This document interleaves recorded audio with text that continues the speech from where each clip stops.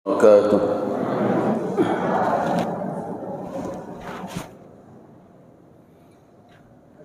الحمد لله مالك الملك يؤتي الملك من يشاء وينزع الملك ممن يشاء ويعز من يشاء ويذل من يشاء بيده الخير إنه على كل شيء قدير. أشهد أن لا إله إلا الله وأشهد أن محمد رسول الله. اللهم صل وسلم على سيدنا محمد وعلى آله وأصحابه ومن والاه. أما بعد. Ibadallah, bapak-bapak dan ibu-ibu jemaah rahimakumullah. Di awal majelis kita ini, saya ingin berdoa dan mengajak bapak dan ibu-ibu untuk mendoakan guru saya, dan beliau adalah ulama nasional yang berasal dari Minangkabau. 2 periode lebih menjadi ketua umum Majelis Ulama Indonesia Provinsi Sumatera Barat, dan pernah 1 periode menjadi ketua bidang informasi dan komunikasi Majelis Ulama Indonesia di Jakarta di pusat. Juga 2 periode menjadi rektor IAIN Imam Bonjol. Beliau adalah seorang ahli usul fiqih dan fiqih, meninggalkan karya-karya yang sampai hari ini masih dibaca oleh para mahasiswa dan orang-orang yang ingin belajar tentang ilmu usul, tentang fikih, terutama fikih al-mawaris. Beliau adalah Buya Profesor Dr. Haji Amir Syarifuddin. Kehilangan seorang ulama merupakan suatu kerugian yang sangat besar bagi umat. Kalau politisi yang hilang beribu, akan kita temukan penggantinya. Bahkan belum hilang pun sudah banyak yang ingin menggantikan. Tapi seorang alim apabila diambil oleh Allah, ingatan kita akan tertuju kepada sabda Nabi sallallahu alaihi wasallam, "Innallaha la yaqbidul ilma intiza'an minan nas." Sesungguhnya Allah tidak menggenggam ilmu dengan mencabut begitu saja dari manusia. Walakin yaqbidul ilma biqabdil ulama.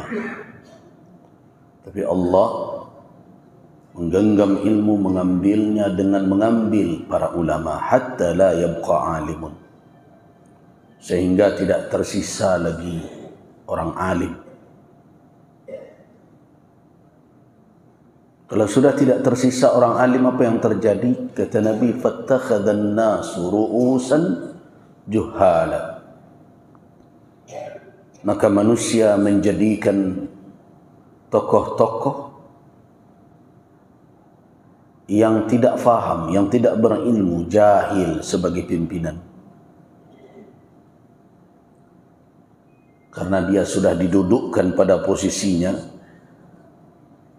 ternyata dia lupa diri pula. Fasu'ilu, ditanyalah dia, dengan kedudukannya, tapi sekaligus dengan kejahilannya. Pangkat ada, kedudukan ada, tapi berilmu tidak. Ditanya orang, pantang pula tidak menjawab. Kata Nabi, fasu'ilu fa'aftau, maka berfatwalah dia. Apa akibat dari fatwa tanpa ilmu tadi? Fadallu, dia tersesat. Wa adallu, dan ia menyesatkan orang lain. Jadi Bapak dan Ibu, kehilangan seorang ulama itu menimbulkan kesan yang, kalau bagi saya, menimbulkan kesan yang tidak ringan dan tidak mudah. Di hadapan Bapak dan Ibu saya katakan, banyak ulama di Sumatera Barat yang sudah berumur, tapi dari beliau saya tidak hanya mendapatkan keilmuan, tetapi juga mendapatkan pembinaan. Beliaulah yang dahulu semi memaksa saya untuk mau menerima jabatan Ketua Umum MUI. Setelah saya tidak lagi tinggal di Padang,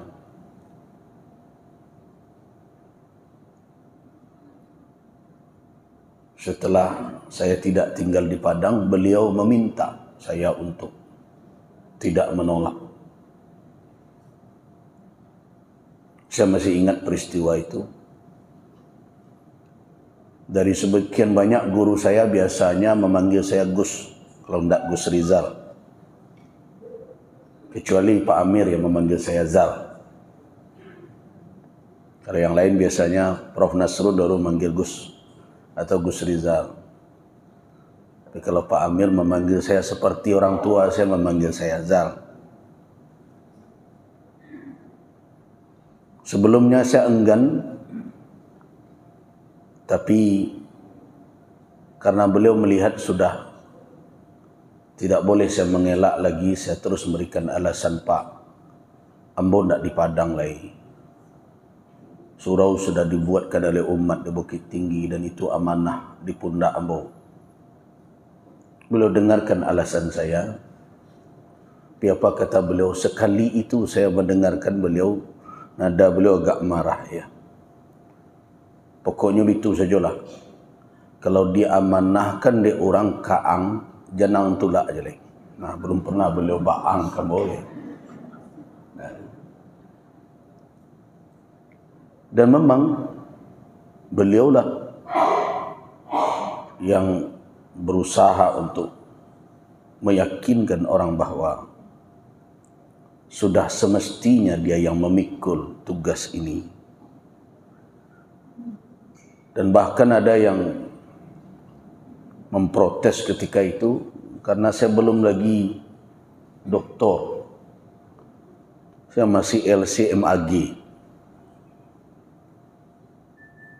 Nah, sedangkan yang lain-lain sudah prof malah. Apa jawaban Pak Amir ketika itu? Diceritakan oleh kawan yang berada di dalam rapat itu. Sadonyo muri ambo. Tahu ambo kapasitasnya sadon. Takut dipasukannya surang-surang awak tanyona, awak ujina. Nah, akhirnya ya itulah jadinya saya pikul beban ini di antara yang membuat saya bersemangat karena menghormati beliau. Kalau difikirkan beban berat harus bolak-balik setiap pekan, mulai hari Minggu sore atau hari Senin pagi saya sudah harus ke Padang, kadang harus berputar pula dahulu ke Solo, ke kampung. Kadang tengah malam seperti tadi jam berapa? Biasanya kadang jam 12 malam baru sampai di Padang lewat Sitinjau. Itu sebenarnya tidak kuat. Kalau hanya menimbang fisik rasanya tidak sanggup, karena samping harus menyetir sendiri. Nah, tapi melihat semangat beliau, bahkan untuk yang kedua, periode yang kedua, saya sudah mau surut. Sebagai murid tentu melaporkan ke gurunya, Pak, Allah tu dulu ambo berjanji ke Pak seperiode, kalau ambo jalankan. Ambo ndak lagi do. Biarlah ambo mencuba membenahi surau ambo. Banyak nanalun tercapai le cita-cita. Jawab beliau, memanyalah tampak nang kamalanjuan. Kalau dia ambolun tampak le do. Maninggal di tengah jalan babayo. Pikir-pikir wanalah dulu. Nah, kemudian pertemuan sekali lagi beliau katakan, kalau menurut ambo taruh salah dulu. Terus saya kadukan, laporkan ke beliau, Pak, kini ada gerakan yang dibuat oleh orang-orang yang berkuasa, namanya gerakan ABG. Asal bukan Gus Rizal yang memimpin MUI Sumber. Itu pejabat-pejabat Pak, bahkan dari Jakarta. Beliau katakan, pedia salah orang tu. Dan awak berjalan saja je tugas awak. Ambo hadir. Jadi dengan umur beliau, kondisi fisik beliau, hadir beliau dalam rapat formatur karena beliau ketua Dewan Pertimbangan. Dan saya sudah cemas karena kondisi fisik beliau telah menurun betul. Tapi sebelum selesai pemilihan dan bahkan saya sudah dipilih oleh formatur pun beliau belum mau pulang. Saya ingat ibu waktu itu sudah gelisah.